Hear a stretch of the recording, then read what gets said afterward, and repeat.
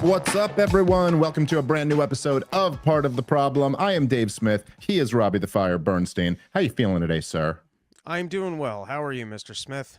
Good, good. I know you're a little disheveled, but you're ready. We're starting a little bit late. It's not. Rob was running back and forth from the studio to home, but also I was just on with Piers Morgan, and it ran a little bit late. So apologize for a little bit of a late start. For those of you guys who subscribe over at partoftheproblem.com, who are used to getting the show live, we do appreciate your support. And we're here. Better any 20 good minutes Pierce, late. Chaos? Duking Oh it out? yeah. I mean, it was easy fucking work. I mean, it was a fun one, I guess. I mean, it's just too. What's his name? I'm blanking on the guy's name. Jonathan something. He was a spokesman for the IDF. So he's, and you know what ends up happening, man? It's like, it's this weird thing because Piers Morgan. So Piers has been bringing me on his show for I don't know how long now. I think a couple years. I do it pretty regularly, and it's been, it's a great show. For all the things people trash Piers Morgan's show, and sometimes he will have shit shows where it's easy to call him the Jerry Springer of politics or whatever.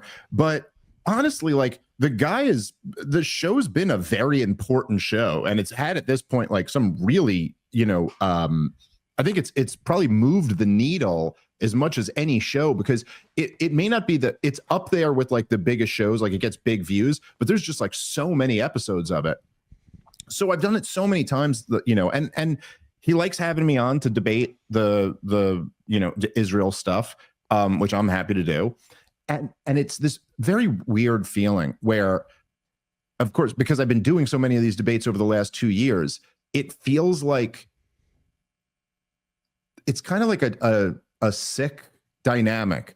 But like, so for example, the one with this one, I don't know if you saw this, Rob, because it's almost like impossible to keep up with this shit because it's just every day there's a new thing. But so on Friday, the UN's Committee on Torture released this scathing report about the Israeli torture sites, and basically they've just been, just torturing Palestinians to death more than usual over the last 2 years. And then it's like, so that comes out Friday, then Monday I'm in a debate. And you're almost like, oh my God, it's almost like the news is always just handing me more and more for my arsenal. And I already have the debate won. Like none of these guys have anything to say. And then there's just more, but there's almost like this weird, sick dynamic where it's like, oh, you get handed like another great example to go win your debate, but it's at this awful human cost. Anyway, so I'm debating this guy. He's an Israeli who was a spokesman for the IDF for many years. And, he was, I guess, not like the worst debate opponent. Like he conceded a few things. Like it started with Pierce asking if he would concede that it was kind of indefensible that Netanyahu was asking for a pardon. You know what I mean? Like, it's like and Pierce had a great line on it where he was just like, he goes, you're like using an abuse of power to demand for a pardon because you're on trial for abuse of power. Like, it's just kind of, and the guy did go, yeah, okay, I can't really defend that. So like, all right, I'll give him that. But then at one point in the debate, and this is a thing that me and you have talked a lot about this, both on the show and privately, that they do this thing. It's the thing Noam from the Comedy Cellar does like all the time, where he doesn't just enter the conversation as like an equal with you. Like me and you are here, we have a difference of views. He kind of puts himself in the perch of like, I'm the judge of everybody. And you're like, yeah, but nobody actually puts you there. Like, but so at one point he goes to me, this is the IDF spokesman guy. And I had gone off on a rant about a few different things. And he goes, the one part of what you said that I think is reasonable to have a debate about is the U.S. support for Israel. He goes, that question I actually respect. The rest I don't. And I just went, no one cares what you respect. You're a spokesman for a terrorist organization. Like he seemed, and then he just like almost, I don't know. He had this response to me. I'm interested for you guys to watch it, but he just went off for like 30 seconds. And I said, you might as well, you just said nothing. I went, you might as well have just been quiet for 30 seconds. Because he just, when I said you're a spokesman for a terrorist organization, he was like, you sit in your comfortable office in New York City while we're out in the fight or blah, blah, blah. And I was like, you're my welfare country. Shut up, dude. Like, I don't know. So it had some fun moments in it. But like, again, the guy's just got nothing. He's got nothing of substance. And then at the end, he resorted to just being like, the reason everyone's mad at Israel is because of anti-Semitism. Like, oh, yeah, I guess so. Well, they brought up, Pierce did bring up the, they did that like Stop Anti-Semitism group does their, every year, I guess they do their anti-Semite of the Tucker year. was nominated this year. He was on the Tucker top got left in. corner. Yeah. I have never been nominated, which seems crazy. Although, How much do you have to do? You put your work in this past year. Who criticized Israel more than you? Well, I got to say, Fuentes didn't get nominated either. And that did, in a weird way, like, I don't know, it's so weird. It was like, you know, like if you were up for an Oscar, but there was like an amazing movie that didn't get nominated, you're like, I guess the whole thing's bullshit. It'd be hilarious I mean, if Fuentes was nominated and then did an award ceremony for himself to receive the award. that'd be pretty funny. Well, it is, I don't know, man. It's wild. So yeah, I saw it. So Pierce pulls it up, and I was curious if the guy could even defend it because he had just been talking about anti-Semitism. He couldn't. He didn't even try to. But we all just said on there, like, first of all, there's 3 people on it who I know, like personally know. So there's Tucker Carlson, Cenk Uygur, and Anna Kasparian. The idea that any of them are Jew haters is just ridiculous. It's just like you could only. I don't know, in the same way that Larry Ellison was the blackface of white supremacy or something like that. Like only by the wokest definition of bigotry could you accuse any of those 3. I've never said anything about the Jews. They're just, their criticism was about Israel, the Israel lobby, and wars of aggression. You know, and then they actually put Miss Rachel on there, Rob. Like, it is amazing how bad these people are at the PR game. Like that they don't even go, maybe we shouldn't be seen as viciously attacking Miss Rachel for the crime. Like the lady who sings songs for 3-year-olds. She's a Jew hater, Rob, for committing the crime of going, I sure do feel bad for these Palestinian 3-year-olds. That's what she's guilty of doing. And she goes, man, you know, I think I make, you know, little kid programming because I really love little children. And I think the Palestinian little children count just as much as all the rest of the children. So they put her on a Jew hater, like just imagine. I mean, like, forget even how you feel about the war, just like how to win friends and influence people shit here, Rob. Imagine thinking the move is to viciously attack that lady. Well, I heard that Miss Rachel got the wrong Holocaust training, and so she doesn't realize how anti-Semitic it is to attack Israel when they're killing kids. Yes, that's right. The Holocaust training might have messed her up. The list was hilarious. The other 2 people who I just knew on the list were Bryce Mitchell. Okay, he said some crazy shit. Yeah, but I don't know that he's a noteworthy enough individual, or nor has he taken actions against Jews. Contender. Yes, there's a contender in the lightweight division of the UFC who said some wild shit. I also think he thinks the Earth is flat. So yes, he's been big on the Earth is flat. By the way, and I don't know Bryce Mitchell. I've never met him, but for everything I've ever seen of Bryce Mitchell, he seems like a good dude who gets a little kooky with some of his theories or whatever. And he doesn't seem like a vicious like hater or something, but whatever. And then there was another guy, the guy's name is Guy. I'm blanking on his last name, but he's like, from what I know, I think he's like he's like a 20-year-old streamer or something like that. Who's a real lefty. I know I had one interaction with him ever on Twitter where he like tweeted something at me and he was like, Dave, you're so good on the Israel issue, but you really got to take another look at socialism. And then I just wrote back, no, just with like an N and then as many O's as they would let me put in. But you know, like I do remember, the only reason I remember it stuck in my mind because I was almost like, oh, maybe I should, you know, like there's something just about like if there's like a streamer or someone who's like in their 20s who's into socialism but is like good on war and appreciates that I'm good on war, that does make me kind of want to talk to that person. So I remember just like almost like making a note in my head, like, I'd love to talk to this kid because like he thinks I need to look into more socialism, but actually, young man, like you're a guy in your 20s talking to a guy in your 40s who's looked into it more than any of you have. And like, no, actually,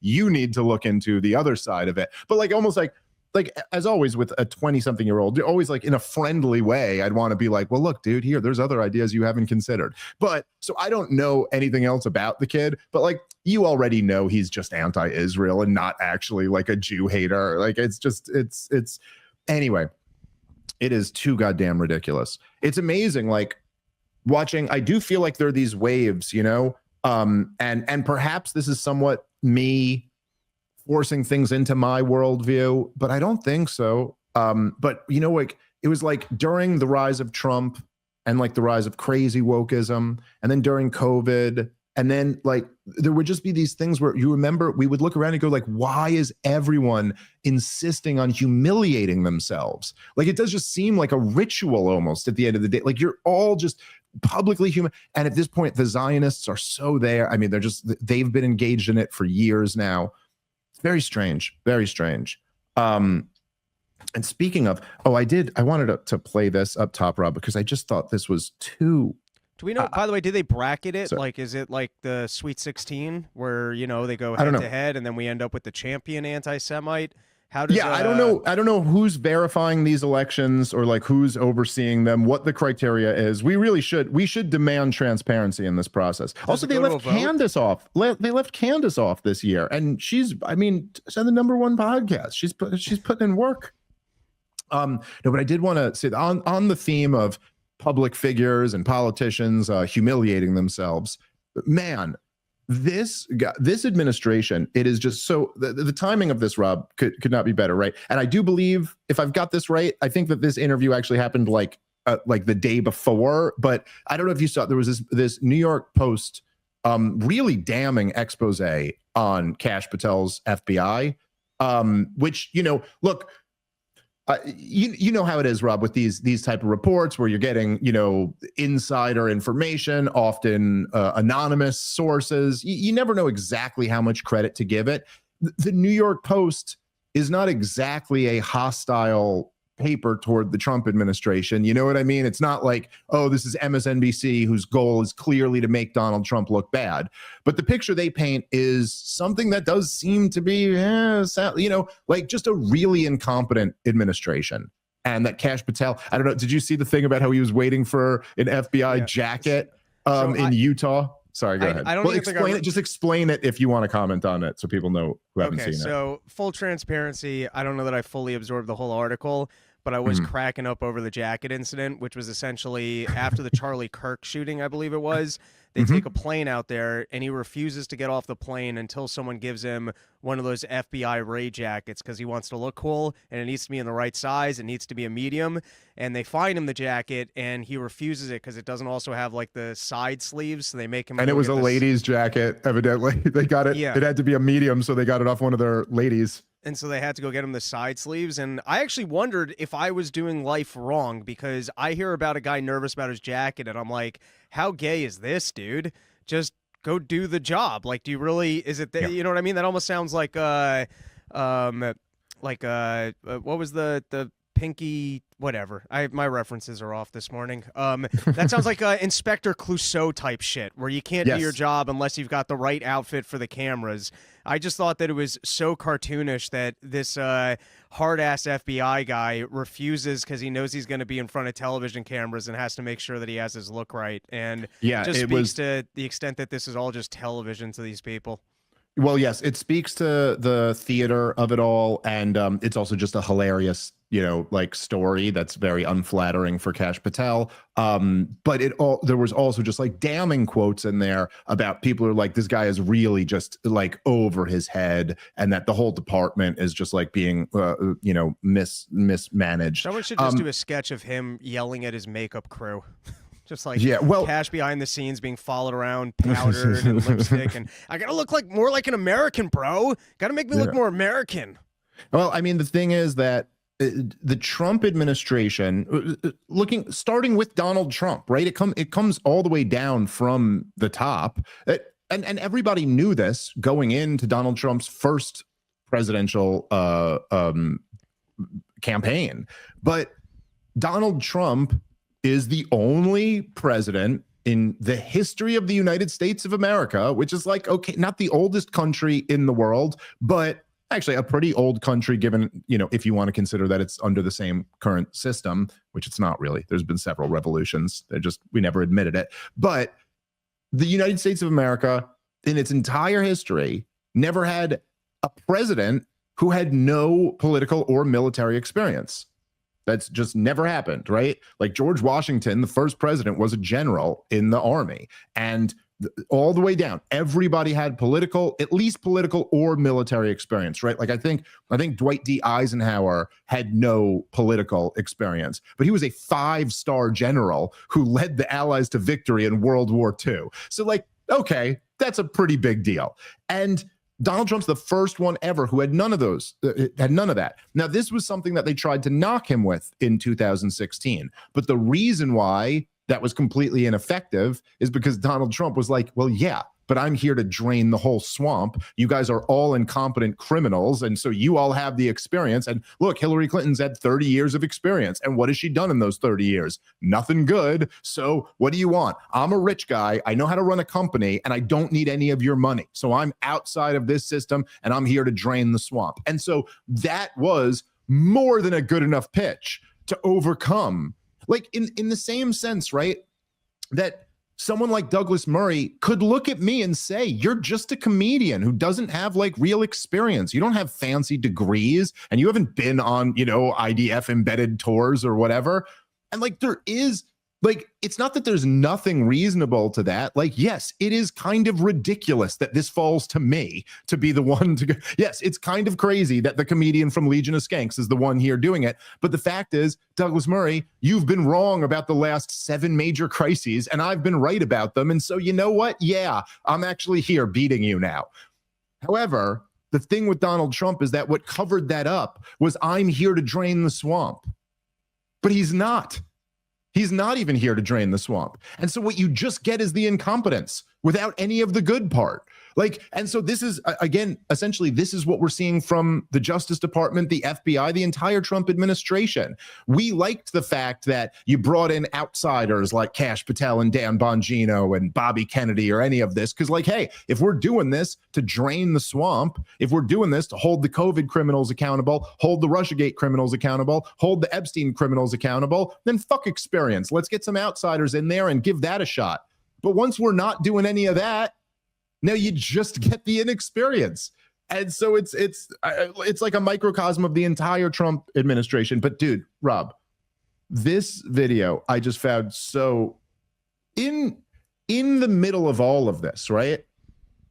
As this expose, again, it might have been the day before it was put out, but as this piece is being run in the Post, and as Trump's approval ratings are crashing, and as this Justice Department is just viewed as more and more of a joke, Dan Bongino takes to the air to give his defense of Kash Patel and Donald Trump's FBI. And it is to be seen to be believed. Let's watch it. I mean, I gave up everything for this. I mean, my wife is struggling. I'm not a victim. I'm not Jim Comey. It's fine. I did this and I'm proud I did it. But if you think we're there for tea and crumpets, well, I mean, Kash is there all day. We share it. Our offices are linked. He turns on the faucet. I hear it. He's there he gets in like 6 o'clock in the morning. He doesn't leave till 7 at night. I'm in there at 7:30 in the morning. He uses the gym. I work out in my apartment, but I stare at these 4 walls all day in DC.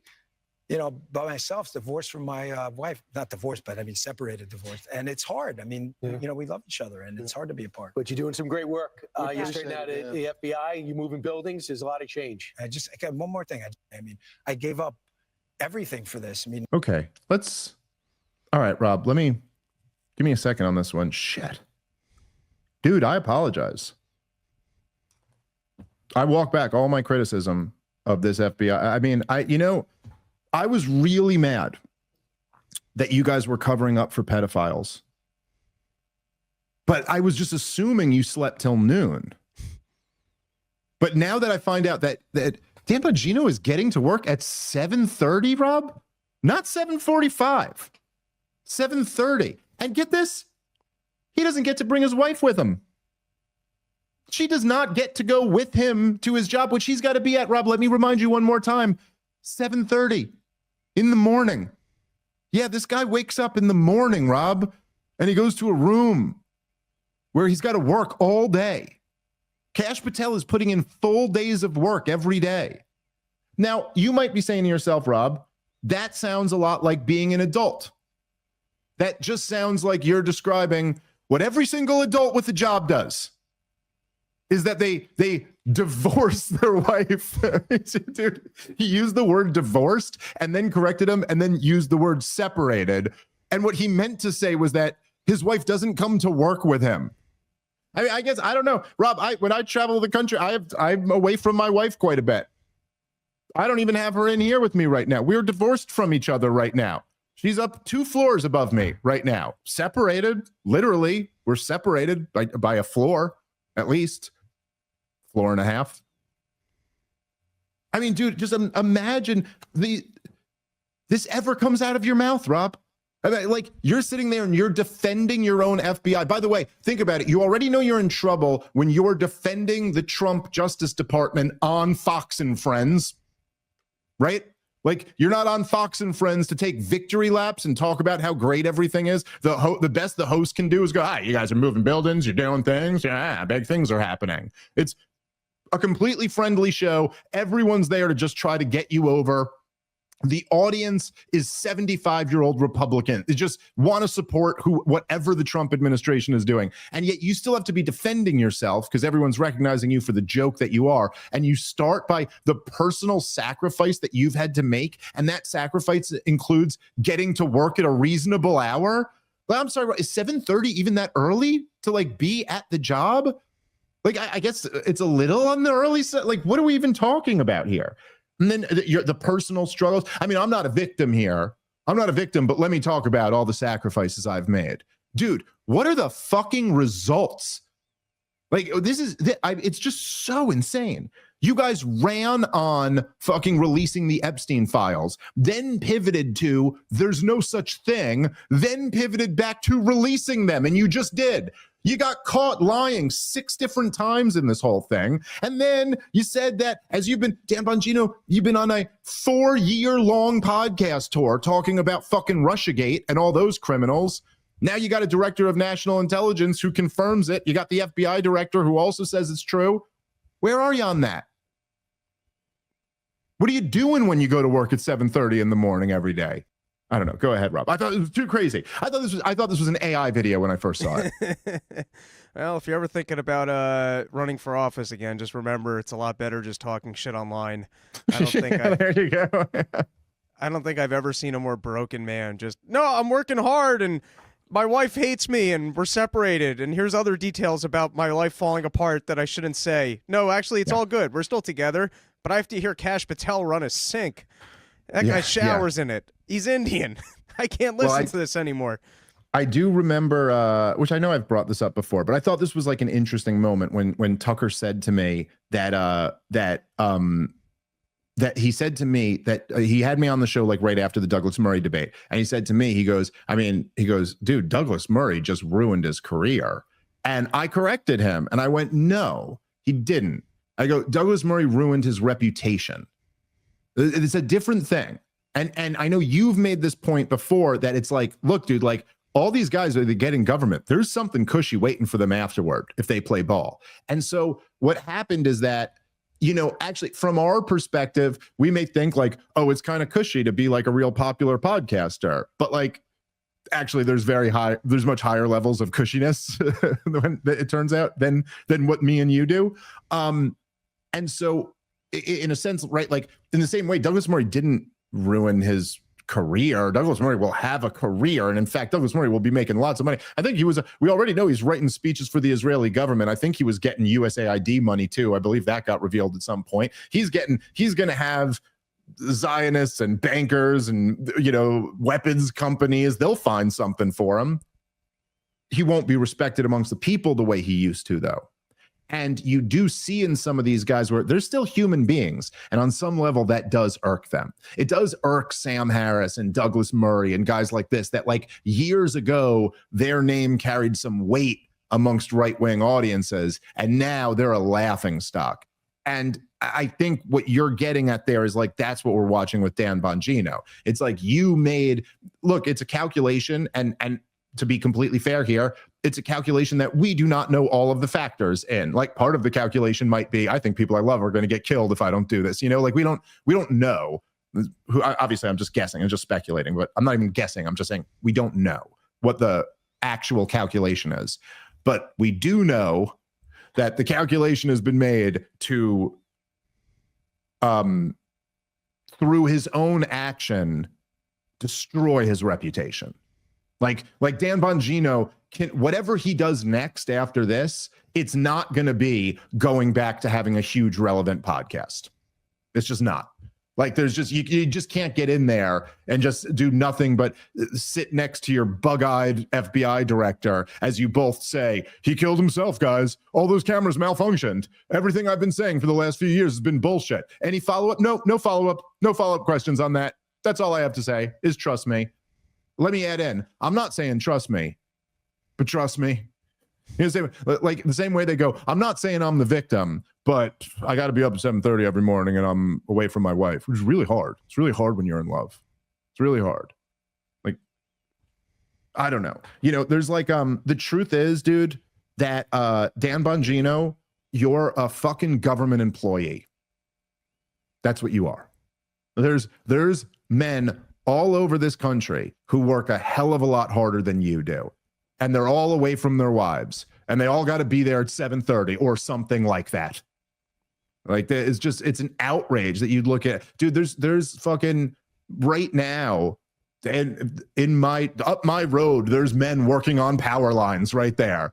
They've been working all day. I saw them this morning when I went to drop my kids off. They were already up there working.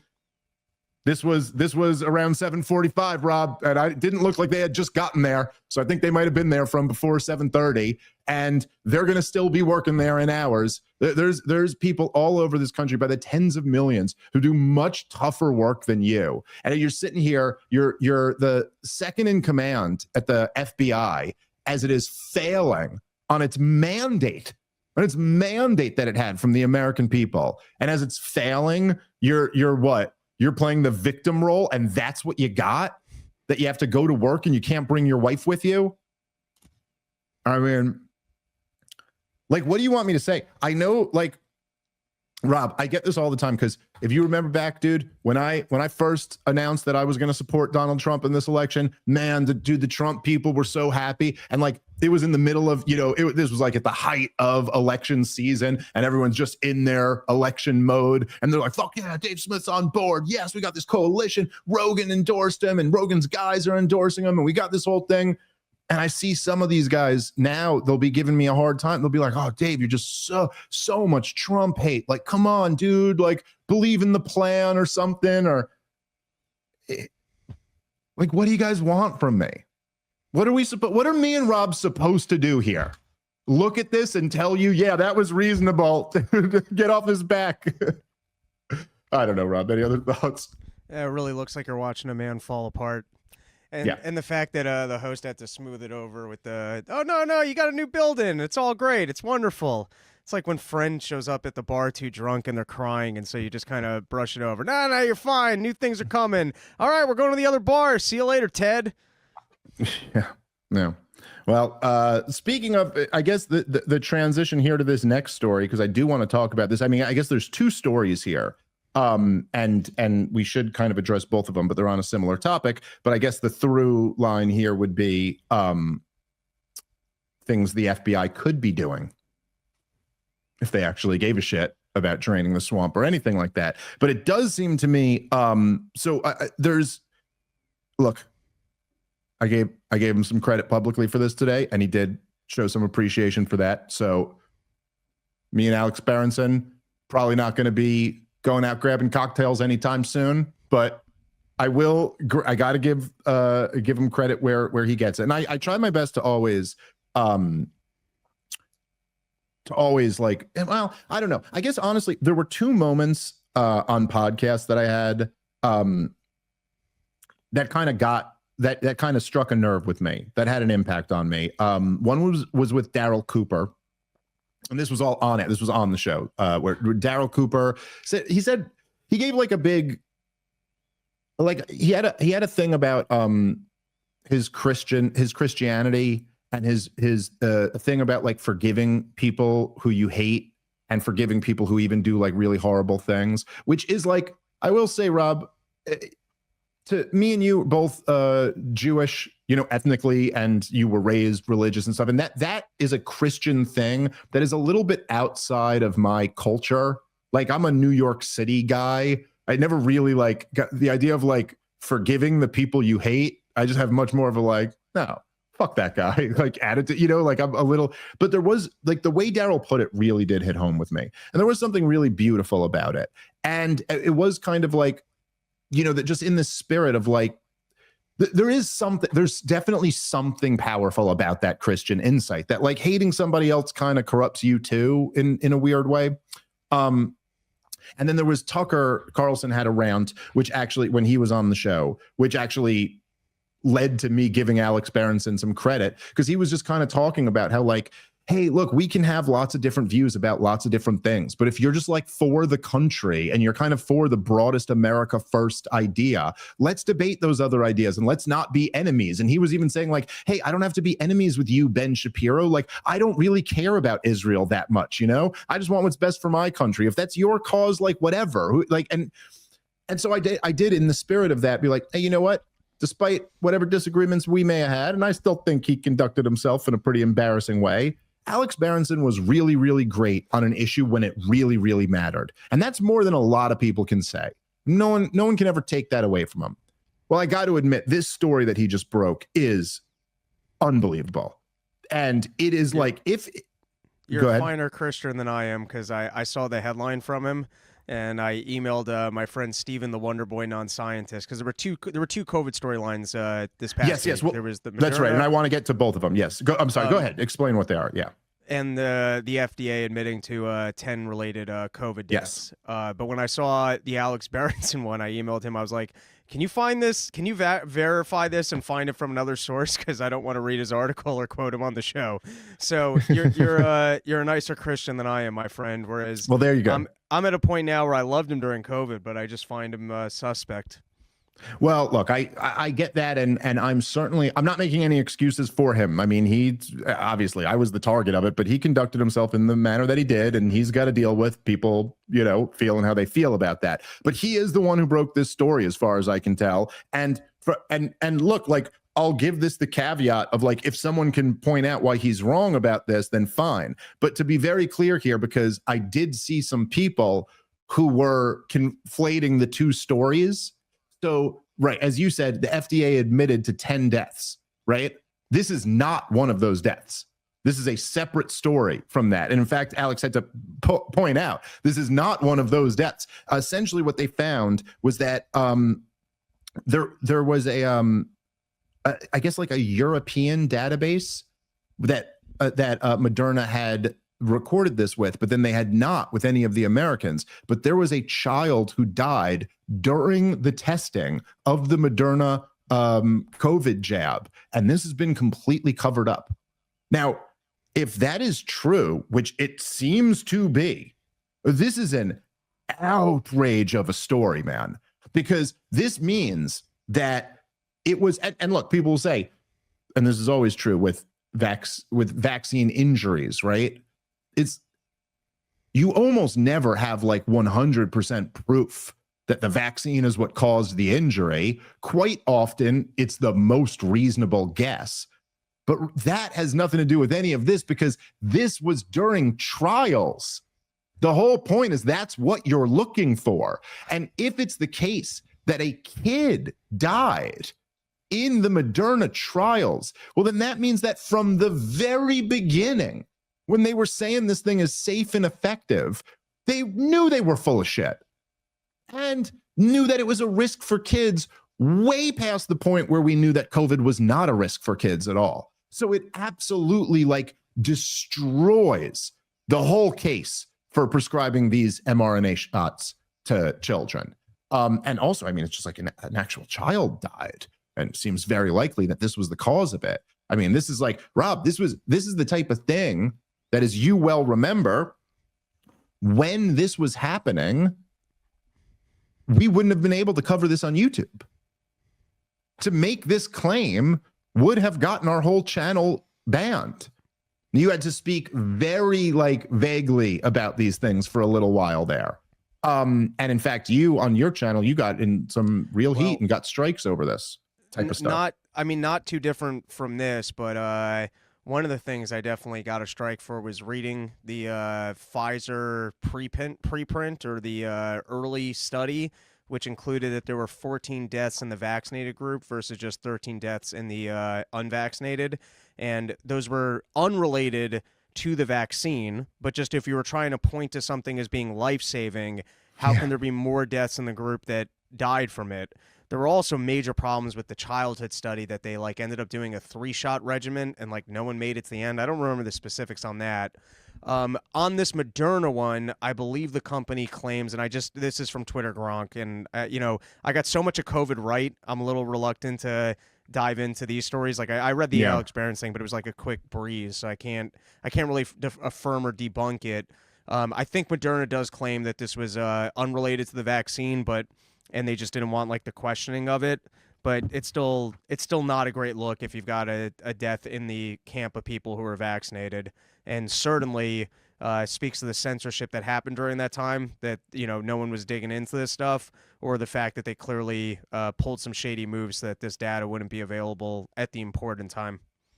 Yeah, I mean, the real criminality here comes in them not reporting this, right? But look, from reading from Alex Berenson's piece here, it's a preschool-aged child died of cardiorespiratory arrest after getting the booster shot of Moderna's mRNA COVID vaccine in the company's main clinical trial. So, there was a lot made of these clinical trials. You have a preschool-aged child dying of cardiorespiratory arrest after getting the jab. I mean, look, I'm not a doctor, but that at the very least raises some serious questions. That's pretty rare that happens to a preschooler. It also, I mean, raises questions about like who the hell voluntarily experiments on their preschooler like this. I mean, I just can't, I have a preschooler. I just cannot imagine that. I really cannot, there's something kind of like Randian, is that like Ayn Rand, who was really was a brilliant philosopher, although, she was a little bit of a nut herself, but she was a brilliant and important person. But like she would and she would speak in absolutes about these things when I don't think they exactly are. I don't think it is that black and white. She was very black and white, although she was very brilliant. But she would talk about like the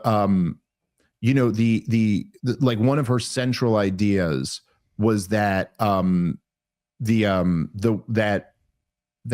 the word I'm looking for? Shit, that's a bad but her idea was that selfishness was a virtue.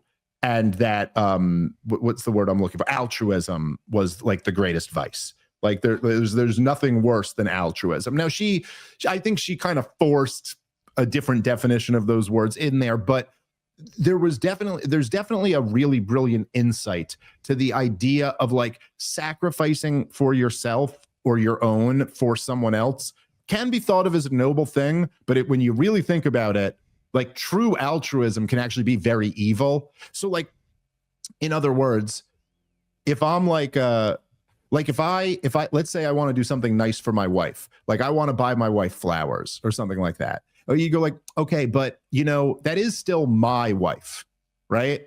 And like, I'm kind of going to benefit from her being pleased with me or her, you know what I mean? Like, so if I really wanted to be altruistic, I would just buy someone else's wife flowers. But then right away, don't you see that and you go, yeah, but that's kind of actually kind of wrong. like before you got your own wife flowers, you're getting someone else's wife flowers, or like protecting someone else's kids before you protected your own kids. But anyway, I guess the idea of like, I'm going to experiment on my children for some greater good is like, you could tell yourself a story to make yourself feel like you're the good guy there. But I don't know, Rob, isn't that like the most evil thing you could do? Who would like, especially when they were of like, there was no real risk to them with COVID. I can't imagine ever like increasing any risk of anything to my kids' health in service of some greater abstract, idea of the common good or something like that. Very, very bizarre. Well, people were really hook, line, and sinkered on what was going on during COVID. And I'm sure that the doctors had explained all the safety to them before that and figured everyone was going to get it, and they were making their contribution to society and had a lot of faith in Fauci, our government, and thought that they were getting the early access to make their child safe, which is tragic that there was so much bad information at that time. Yeah. That people were led to believe that they were contributing to society by not living their life and just staying in their apartments and rotting. And this would be the most extreme example of somebody going, oh, how lucky I am that I'm able to get my child vaccinated early. Yeah, no, it is something. And this, look, obviously like this was our main issue for years, and it's, 5 years ago now. Well, I guess more than 5 years ago, right? That this started. And I guess it's about 5 years ago that the clinical trials began, right? Or no, I guess less than 5 years ago, but still almost 5 years ago. And, while a lot of the craziness has died down, we are in a very real way living in the post-COVID world. And I think a lot of the American political landscape is still shaped by COVID. As I've said before on the show, I think that while I think it always would have been a bullshit non-argument appeal to authority, I think the fact that like the biggest knock on me over the last year has been that, you're not an expert, or you've never been, or you're just a comedian, or all this. I think that just, even though it always would have been a bullshit non-argument, I think that COVID is a big part of the reason why no one's even listening to that argument anymore. Well, you just get dismissed, like, shut up. We just went through 3 years of trust the experts, and the experts got everything wrong. Or the experts you deemed were the experts, whatever. But to your point, I do think something that, and I know you've made this point before. I know I've made this point before, but there is something where like, in memory in general, certain things end up fading away, and then other things stay. And this is true with our conception of history too. You forget about certain parts and you remember other things.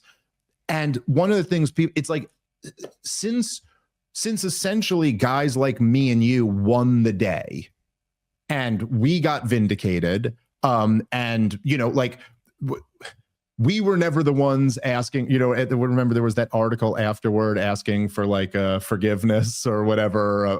What did they say? Immunity for that. Like, we're not the ones asking for that, because we'll stand by our track record through the whole thing.